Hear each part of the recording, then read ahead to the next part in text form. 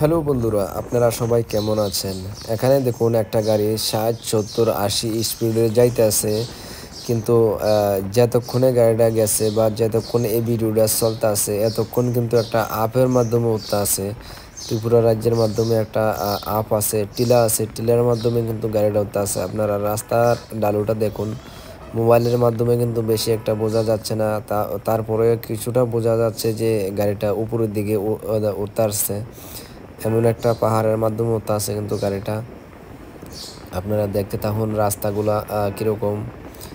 এই রাস্তাটা হচ্ছে আপনার আগরতলা থেকে আসাম যাওয়ার যে রাস্তা বরমুরা, এই রাস্তাটা হচ্ছে বরমুরার রাস্তা। বরমুরার মাধ্যমে যে রাস্তাটা, এই রাস্তাটা আপনারা দেখতে থাকুন এই রাস্তাটাকে।